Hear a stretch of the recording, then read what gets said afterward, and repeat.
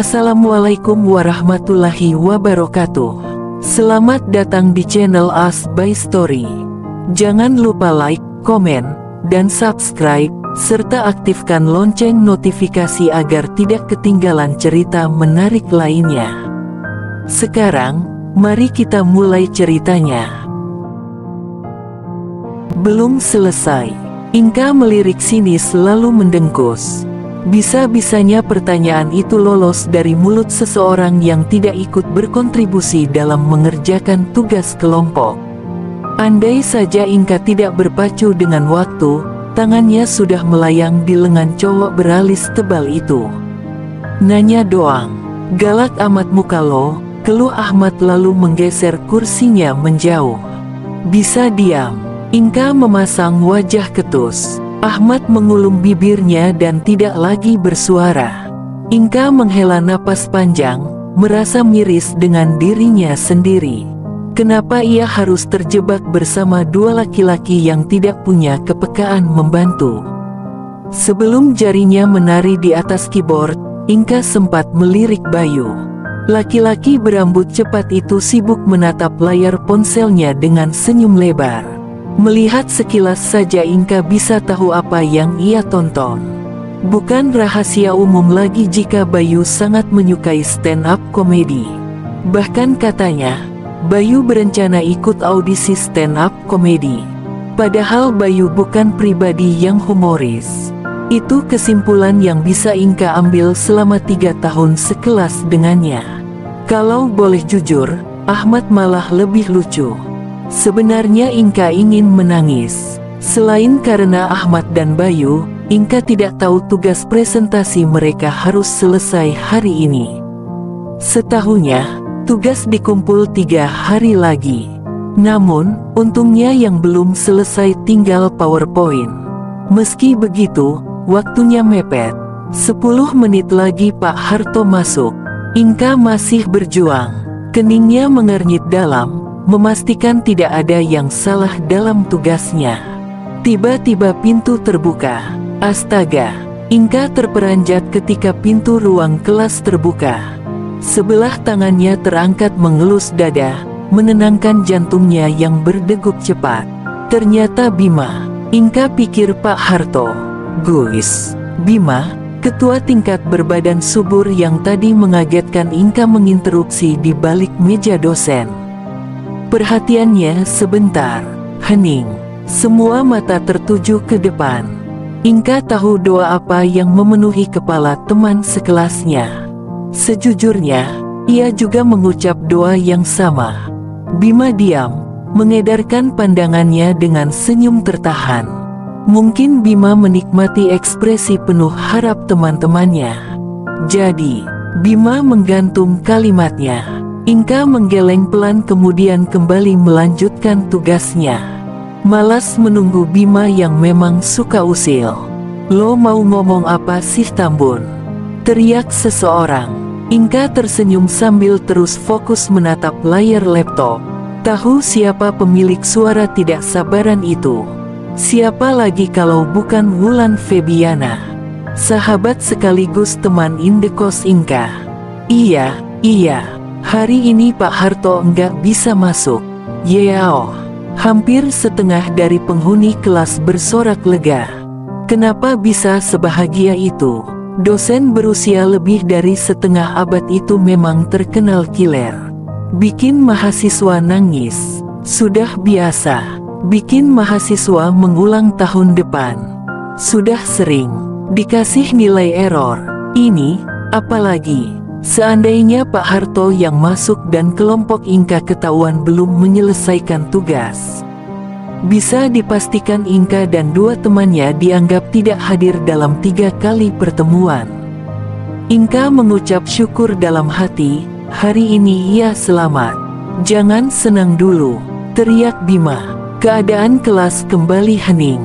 Bima melirik jam tangannya, setengah jam lagi dosen pengganti Pak Harto masuk. Jadi, presentasi hari enggak ditunda. Kali ini bukan sorakan, tetapi seruan kecewa. Termasuk Inka. Padahal ia sudah senang karena tidak harus melanjutkan PowerPoint-nya. Kelompok 1 siapa? Tanya Bima sembari mengedarkan pandangannya. Aku melirik Ahmad. Tidak disangka, Ahmad mengerti hanya karena tatapan matanya. Ia mengangkat sebelah tangannya. Gue. Oh, kelompok lo udah siap, kan? Tanya Bima lagi. Inka, gimana? Ahmad berbisik. Inka menggeleng lemah. Belum, Bim. Tapi, sedikit lagi, sahut Ahmad. Oh, oke. Masih ada waktu kok. Setengah jam lagi beliau masuk. Inka, masih ada waktu, ulang Ahmad. Tanpa diberitahu pun, Inka juga sudah dengar sendiri dari Bima. Mungkin Ahmad pikir, telinganya tuli jika sedang mengerjakan sesuatu. PowerPoint berhasil Inka selesaikan bahkan sebelum dosen pengganti Pak Harto masuk. Inka meregangkan otot-ototnya yang kaku lalu menyandarkan punggung. Nanti lo yang jelasin, ya, kata Inka pada Ahmad. Ahmad menggeleng cepat. Jangan woi, serunya sambil menyilangkan tangan ke depan. Gue suka tremor kalau berhadapan sama khalayak ramai. Pada akhirnya, tugas kelompok hanyalah sebuah nama. Karena kenyataannya, Inka yang mengerjakan seorang diri dan mempresentasikan juga sendiri. Nasib. Baru saja Inka ingin membantah perkataan Ahmad, pintu terbuka. Seorang laki-laki tinggi dengan rambut yang disisir rapi ke atas, menampilkan kening mulusnya. Laki-laki itu memakai celana bahan hitam dan kemeja berwarna biru pudar yang lengannya digulung hingga siku. Kalau dilihat sekilas, dia mirip opa-opa di drama Korea yang sering bikin Inka begadang.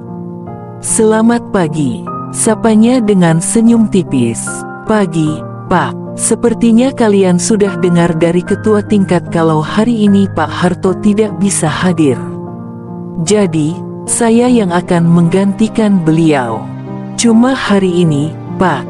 Inka menengok, mencari keberadaan Wulan yang lagi-lagi menyita perhatian dengan suara melengkingnya. Biasa, Wulan memang suka kecentilan jika bertemu pria tampan. Ya, Inka akui dosen di hadapannya ini memang tampan. Belum lagi suaranya yang agak berat, khas lelaki dewasa. Dosen itu mengedikkan bahu, bisa iya, bisa tidak. Tergantung Pak Harto. Yakin dan percaya. Ada beberapa temannya yang berdoa agar Pak Harto tidak hadir beberapa pertemuan ke depan. Bapak, namanya siapa? Teriak Wulan penuh semangat. Inka cuma geleng-geleng kepala. Berbeda dengan temannya yang lain, ada yang menyoraki. Ada juga yang mengernyit tak suka, contohnya Naila dan Siva. Wulan memang suka cari gara-gara sama mereka berdua. Jadi tidak heran apapun yang dilakukan Wulan akan dianggap mengganggu. Merasa lengannya disikut pelan, Inka menoleh ke arah Ahmad. Temen lo gatel lagi tuh. Maklum, di kelas kan, enggak ada yang ganteng, ucap Inka tenang, tetapi ampuh membuat Ahmad tersinggung. Gue ganteng kali. Inka mencibir tak setuju. Walaupun Ahmad keturunan Arab dan wajahnya memang lumayan, bagi Inka dosen di depannya jauh lebih tampan. Perhatian Inka beralih ketika dosen di depan membelakangi mereka dan menulis sesuatu di papan. Henry Dijaya, gumam Inka. Ini nama saya. Kalau terlalu sulit, kalian bisa panggil saya Andy. Secara tak sengaja, tatapan Inka berserobok dengan dosen bernama Pak Andy itu. 1, 2, 3. Iya, 3 detik sebelum Pak Andy memutus pandangan mereka. Inka ikut mengalihkan pandangan ke sembarang arah.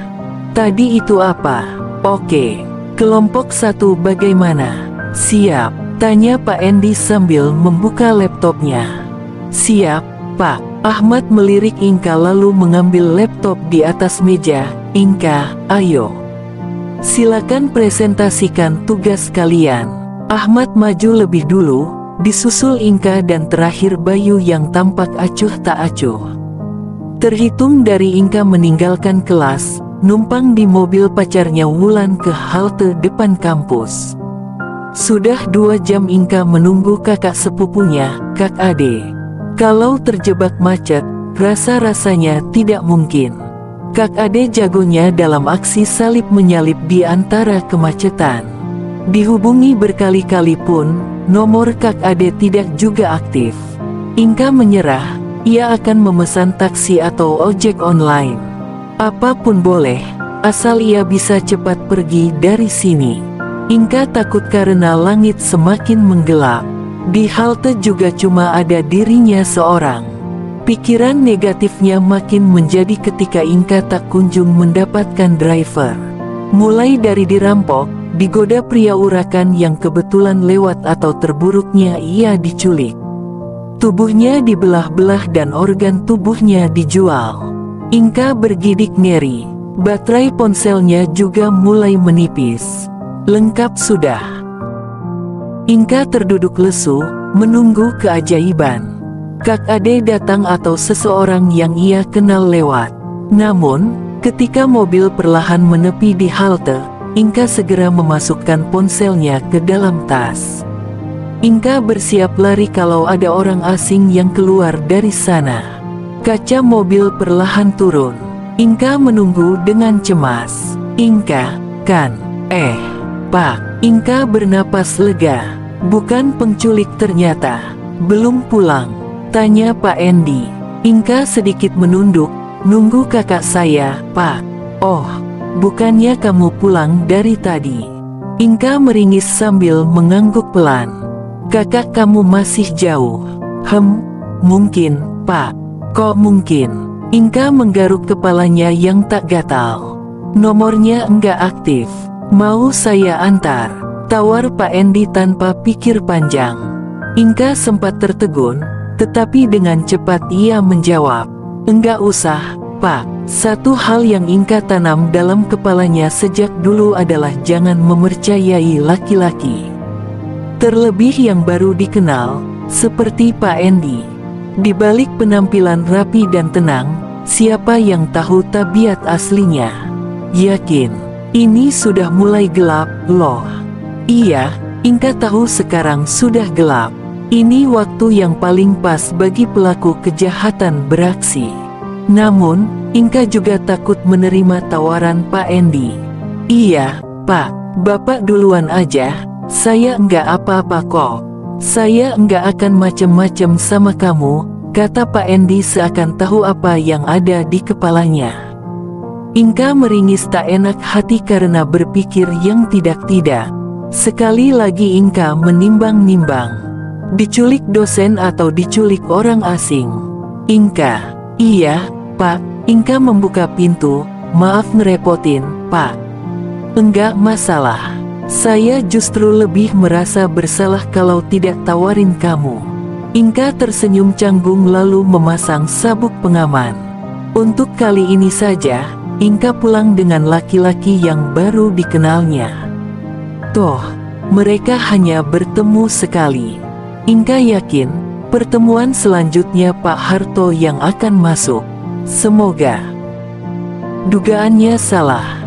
Inka yang berharap bertemu Pak Harto minggu ini, justru dipertemukan dengan dosen yang ia hindari. Pak Endi. Inka jadi menyesal menerima tumpangan Pak Endi waktu itu. Inka malu, entah karena apa.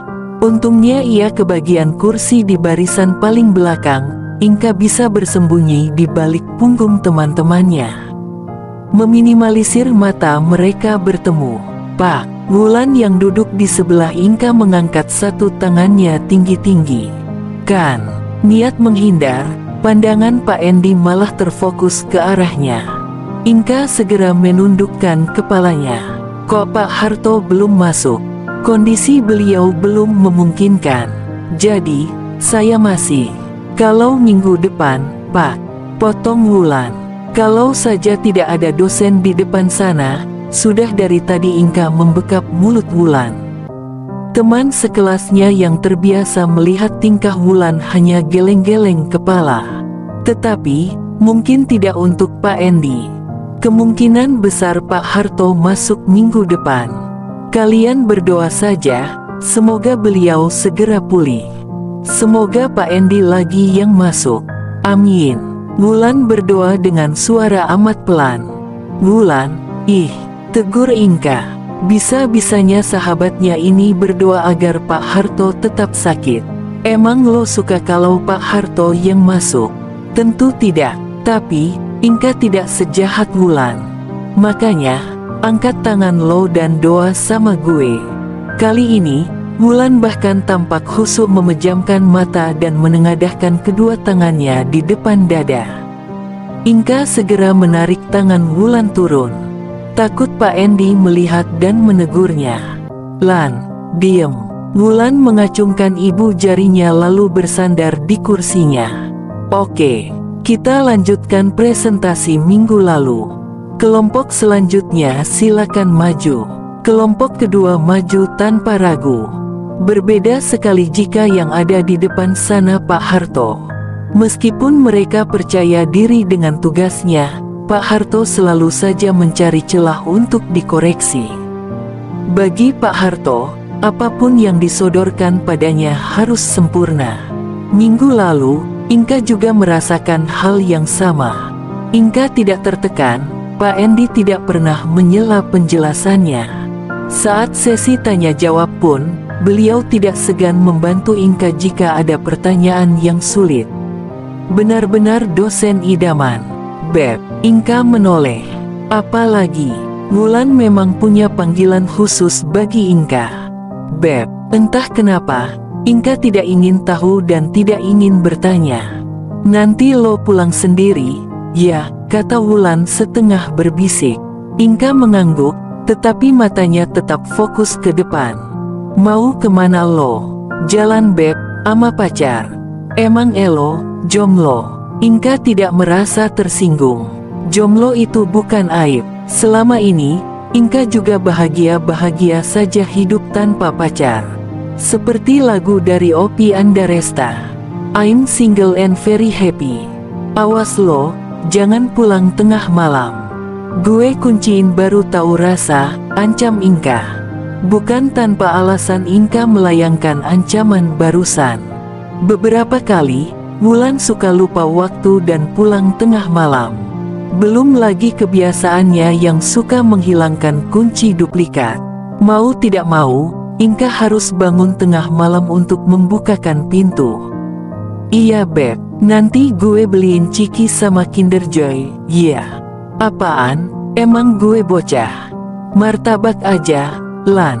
Sekalian camilan buat gue ngedrakor, usul Inka sambil menaik turunkan alisnya.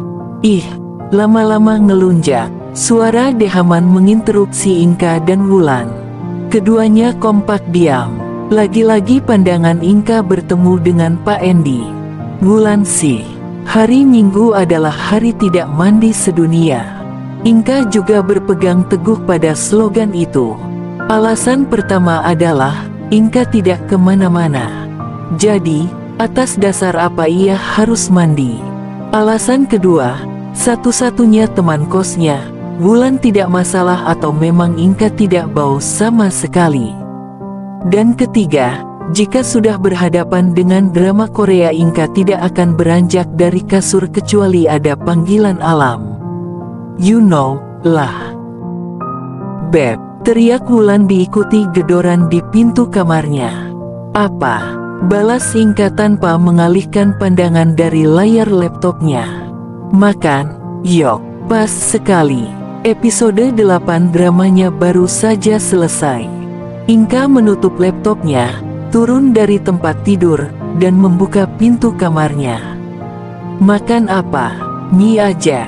Akhir bulan jangan minta yang mewah-mewah, kata Wulan lalu menarik Inka menuju dapur. Tumben lo enggak keluar. Biasanya hari Minggu begini, Wulan akan keluar dengan pacarnya sehari penuh. Berantem? Ya, Inka duduk di salah satu kursi yang mengelilingi meja makan, sementara Wulan memasukkan mie ke dalam air mendidih. Kayaknya gue mau putus deh, Beb, ucap Wulan sambil mengaduk-aduk mie. Lan, belum juga setahun. Wulan mendesah berlebihan. Ya gimana? Dianya lebay banget. Sok romantis tapi jatuhnya gue malah geli. Kalau gitu kenapa lo terima? Beb, Wulan menatap Inka serius. Pas PDKT dia enggak gitu. Makanya seleksi dulu bener-bener. Yang deketin lo banyak, tapi malah pilih cowok yang bikin geli sendiri. Wulan manggut-manggut. Ternyata benar, ya, yang jomblo tuh emang paling pintar kasih nasihat.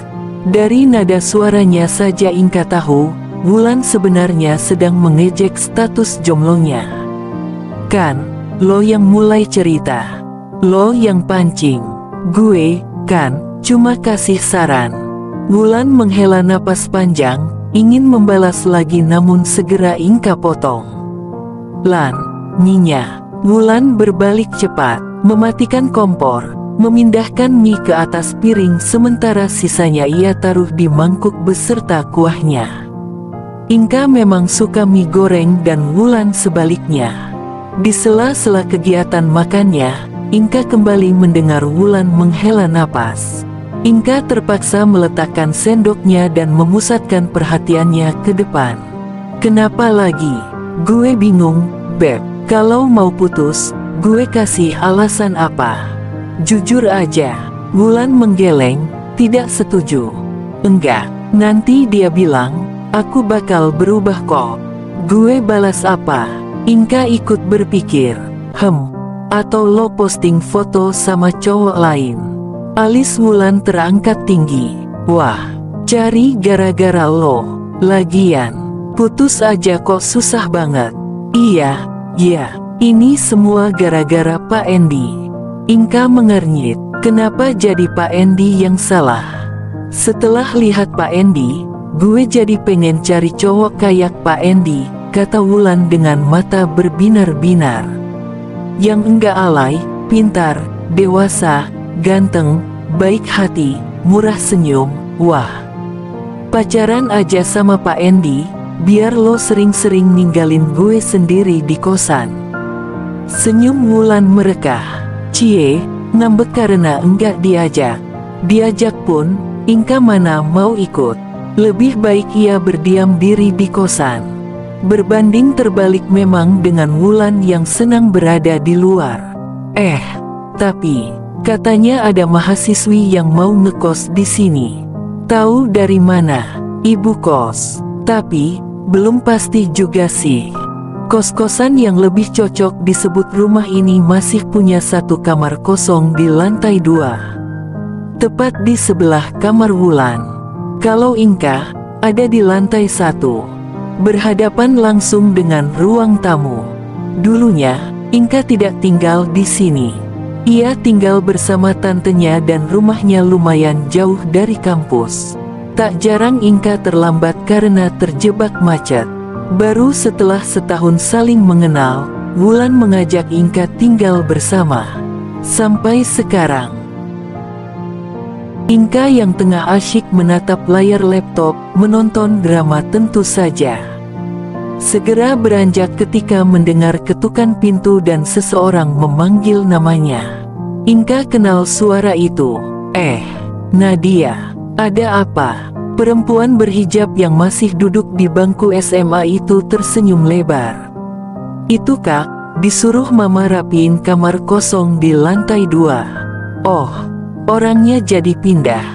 Tanya Inka antusias. 3 hari berlalu, akhirnya Inka mendengar kabar baik. Iya, Kak, kalau enggak ada halangan katanya sore ini.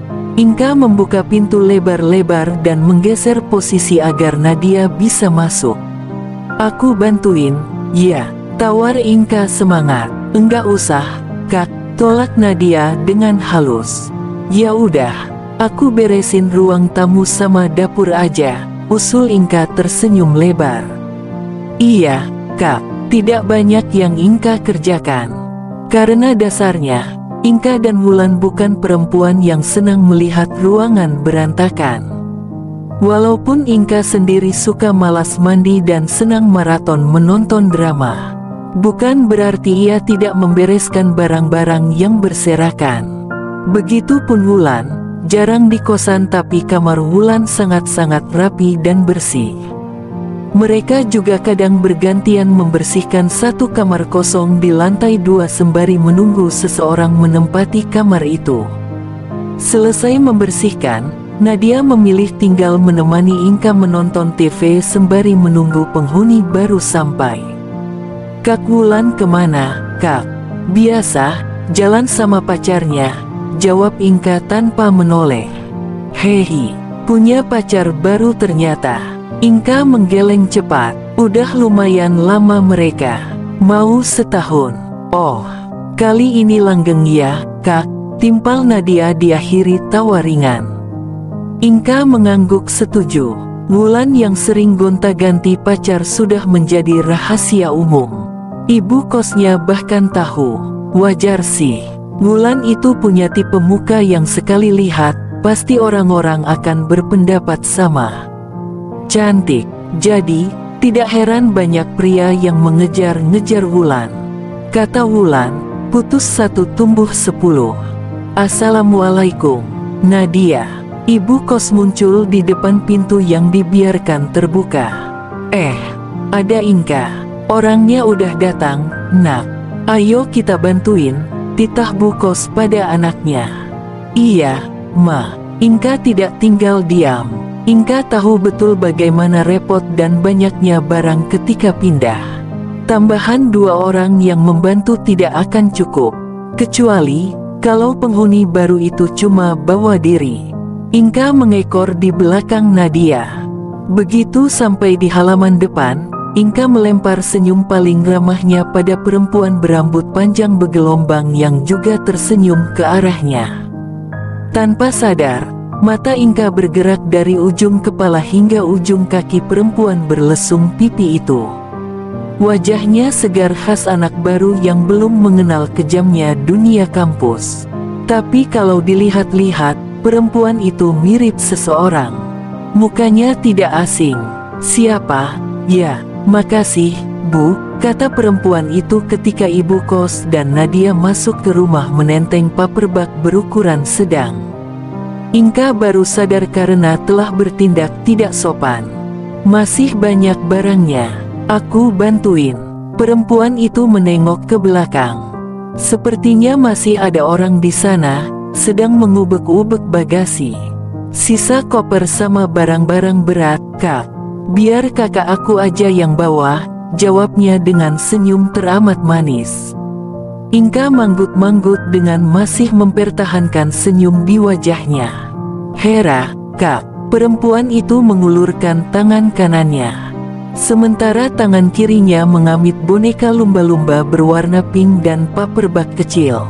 "Inka. Nama lengkapnya dong, Kak." "Oh, Inka Diatmika. Kamu." Sejujurnya, Inka tidak begitu ingin tahu nama lengkap seseorang di pertemuan pertama.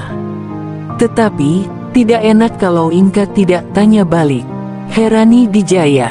"Dijaya," ulang Inka dengan kening mengernyit. Inka rasa pernah dengar nama itu. "Di mana?" "Ya, Dek. Kamu yakin enggak ada yang ketinggalan?"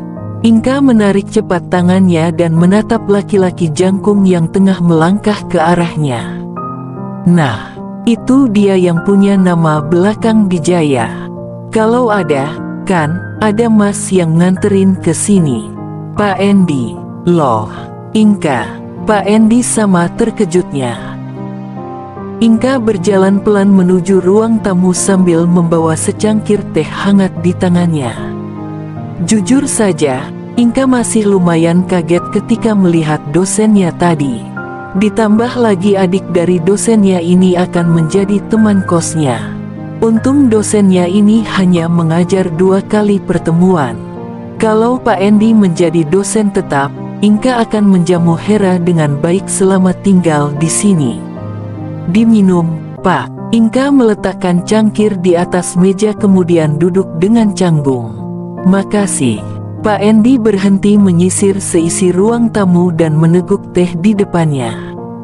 "Kamu ternyata kos di sini?" "Iya, Pak. Terus yang waktu itu saya antar kamu, rumah siapa?" Inka berseru cepat mengingat pertemuan pertama mereka dan dengan lancangnya menerima ajakan Pak Endi. "Oh, itu rumah tante saya, Pak. Sesekali saya ke sana. Nah, yang saya tunggu itu kakak sepupu saya. Cuma karena jauh dari kampus, saya lebih milih cari kosan." Pak Endi mengangguk pelan lalu meneguk sekali lagi tehnya. "Bapak enggak naik lihat-lihat kamar Hera?" tanya Inka memulai topik baru. "Saya sudah lihat. Waktu saya antar kamu, saya langsung ke sini untuk cek tempatnya. Karena bagus dan enggak terlalu banyak kamar, saya langsung setuju Hera tinggal di sini," jelasnya panjang lebar. Kali ini Inka yang mengangguk paham. "Bukannya yang kos di sini ada 2 orang? Satu lagi kemana?" tanya Pak Endi mengedarkan pandangan.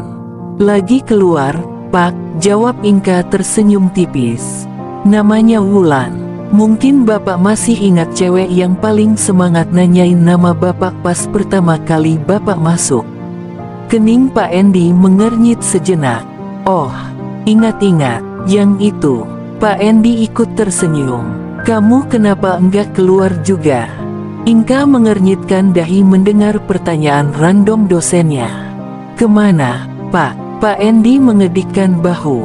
"Ya kemana gitu, sama pacar atau teman? Kalau saya sih, mending di kosan aja, Pak. Bilang aja kamu enggak punya pacar." Kata Pak Endi barusan sukses membuat Inka melongo. Baru kali ini Inka menemukan dosen yang bisa diajak bercanda begini. "Ya, Bapak, enggak usah diperjelas." Alis Pak Endi terangkat tinggi menatap Inka lurus-lurus. "Oh, iya." Mata Inka mengerjap 2 kali. "Apa, Pak, Mas?" Inka segera bangkit dari duduknya mendengar suara Hera. Di belakangnya ada ibu kos dan Nadia. Seketika Inka lupa percakapannya barusan. Pak Endi ikut berdiri dan mendekati adik perempuannya. "Gimana, Dek?" tanya Pak Endi mengelus sayang pucuk kepala Hera. "Suka kok, Mas. Kalau Mas yang pilihin pasti bagus." Hera mengacungkan 2 jempolnya. "Ya udah, Mas pulang dulu. Kalau perlu apa-apa telepon Mas aja." Inka mengamati interaksi kakak beradik di depannya. Tak beda jauh Nadia dan ibu kos yang sama tertariknya dengan Inka. Hubungan mereka begitu manis, jauh berbeda dengan hubungan saudara laki-laki dan perempuan pada umumnya. Adik perempuan yang kadang dijadikan babu atau mereka tidak dekat sama sekali. Semenjak tinggal bersama Wulan, ini pertama kalinya Inka disuguhkan bau tumisan bawang untuk menyambut pagi. Lebih sering alarm atau teriakan Wulan yang menggema di seluruh penjuru rumah. Entah apa yang merasuki Wulan hari ini hingga memilih berada di dapur dibanding bersembunyi di balik selimutnya. Untuk tahu jawabannya, Inka harus menghampiri Wulan dan menanyakannya sendiri. Tapi, Inka butuh waktu. Nyawanya belum terkumpul sepenuhnya. Ini memang menjadi salah satu kebiasaan Inka di pagi hari. Melamun selama beberapa menit, entah melamunkan tentang masa depan atau meratapi nasib second lead di drama yang semalam ia tamatkan. Merasa cukup, Inka akhirnya bangun. Merapikan rambut sebahunya kemudian turun dari tempat tidur. Ketika matanya menangkap sosok yang membelakanginya, Inka mengernyit. Itu bukan Wulan. Perempuan yang sedang memasak itu punya rambut panjang bergelombang sementara Wulan panjang dan lurus. Oh, Inka baru ingat, Hera. Hera berbalik lalu melempar senyum 3 jari. Kak, jangan bilang kakak bangun gara-gara aku berisik. Inka menghampiri kulkas, mengambil sebotol air dari dalam sana. Enggak kok, puas mendengar jawabanku, Hera kembali fokus mengaduk masakannya. Pagi banget masaknya, ujar Inka sambil menarik salah satu kursi di meja makan. Hera menengok sekilas. Hehi iya, Kak, ada kuliah pagi. Pertama kali melihat Hera, Inka pikir Hera itu tipe perempuan manja yang selalu butuh bantuan. Namun nyatanya, Hera malah lebih lihai di dapur daripada dirinya. "Kamu kayaknya udah biasa masak." Hera meletakkan sepiring nasi goreng di hadapan Inka. Inka mengulum bibirnya, dia belum sempat memberitahu Hera tentang kebiasaannya yang tidak suka sarapan. Kalau ditolak, malah Inka yang tidak enak hati. Jadi untuk kali ini, Inka akan terima. "Iya, Kak, soalnya Mas Endi itu enggak bisa masak. Masak mie aja nih, kalau enggak hambar pasti keasinan." Segitunya, Hera mengangguk cepat. "Serius, Kak, makanya, mau enggak mau, aku harus bisa masak. Yang bikin aku khawatir, sekarang Mas Endi tinggal sendiri." Kening Inka mengernyit. Pak Endi bujang. Padahal kalau dilihat-lihat, Pak Endi sudah cukup matang. Seharusnya tampang seperti Pak Endi mudah menggaet perempuan. Atau jangan-jangan, Pak Endi duda. "Kakak kamu belum nikah?" tanya Inka basa-basi. Sekali lagi, Hera mengangguk.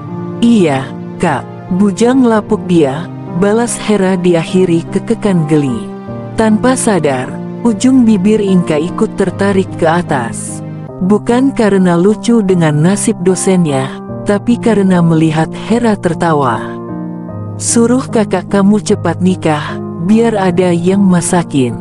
Inka memasukkan sesendok nasi goreng ke dalam mulutnya lalu berseru, "Enak." Hera hanya menanggapi perkataan dan pujian Inka dengan senyum lebar.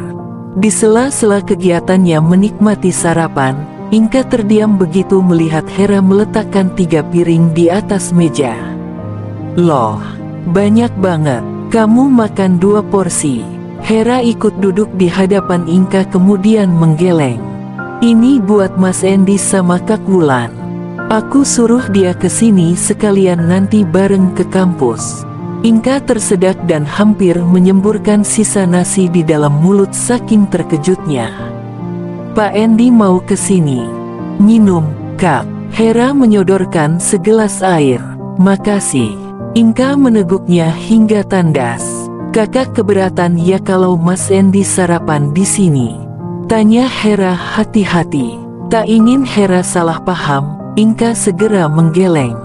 "Bukan gitu. Aku cuma kaget. Maaf ya, Kak. Soalnya hari ini jadwal ngajar Mas Endi sama jadwal kuliah aku sama. Makanya aku suruh aja kesini biar dia bisa sarapan sebelum berangkat." Inka mengangguk dengan alis terangkat, berusaha meyakinkan Hera. "Iya, enggak apa-apa kok. Aku enggak masalah." "Kalau sering gimana, Kak?" tanya Hera dengan senyum tertahan. Baru saja Hera ingin menjawab, ketukan di pintu menghentikannya. "Kayaknya itu Mas Endi," gumam Hera kemudian beralih menatapku. "Bentar ya, Kak." Begitu Hera menghilang, Inka buru-buru menyisir rambut dengan jari-jarinya. Meski tidak menarik, setidaknya ia harus kelihatan waras di hadapan dosennya. Tidak lama, Hera tiba lebih dulu dan duduk di kursinya. "Mas, sini." Hera menarik kursi di sampingnya. Inka memutar tubuhnya, ini dia yang hampir membuatnya mati karena tersedak. "Pagi, Pak." Pak Endi melempar senyum tipis. "Pagi," lalu duduk di samping Hera. "Dek, kamu masuk jam berapa?" "Jam 9.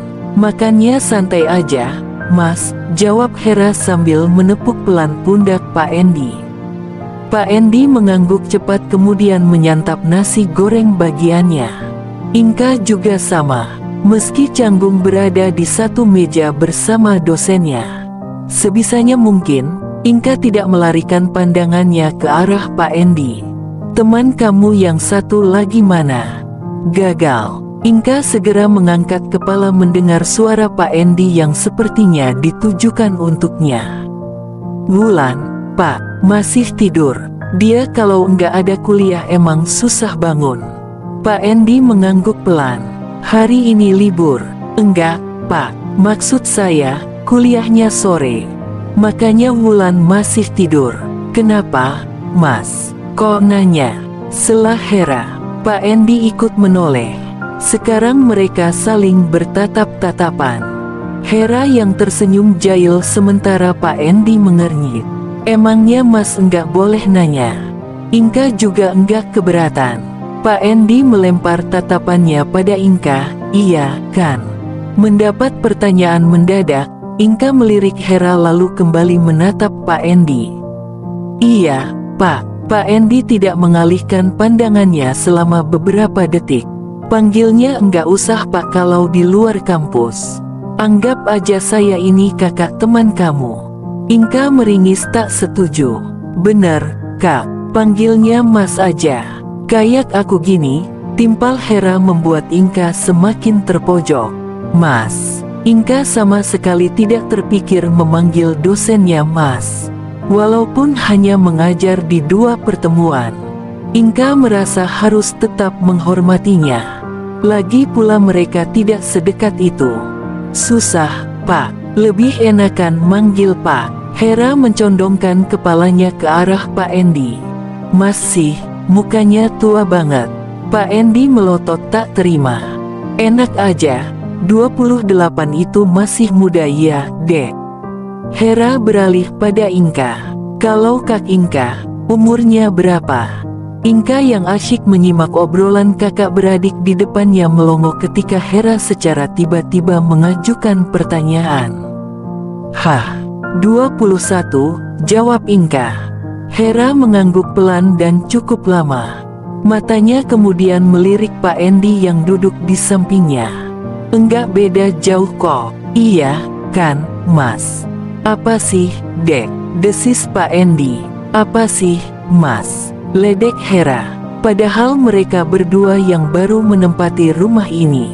Kenapa malah Inka yang merasa asing berada di antara mereka?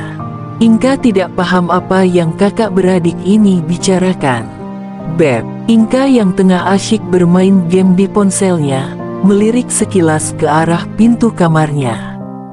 Di sana ada Wulan yang bersandar dengan wajah bantal dan rambut panjang yang dicepol asal. Apa? Itu yang di meja? Nasi gorengnya siapa? Punya lo. Tumben baik. Lo beli, Beb. Biasanya juga lo enggak sarapan. Wulan memang benar. Sebenarnya Inka tidak terbiasa sarapan.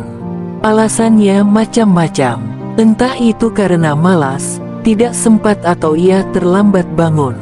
Jadi, sekalian saja digabung makan siang. Lumayan, bisa hemat. Hera yang masak.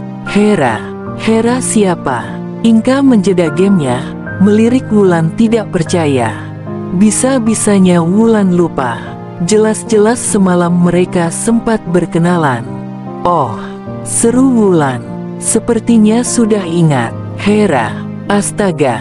Kok gue bisa lupa ya ada penghuni baru, kata Wulan tertawa sendiri. Inka mendengkus. Gimana mau ingat? Di otak lo kan cuma ada cowok mulu. Iya, kan? Wulan menjulurkan lidahnya. Iri aja lo perawan tua. Belum sempat turun dari tempat tidur, Wulan lebih dulu mundur dan membanting pintu kamarnya. Samar-samar, Inka mendengar tawa mengejek Wulan yang semakin menjauh. Lihat aja siapa yang bakal nikah duluan, teriak Inka tanpa pikir panjang. Bersambung.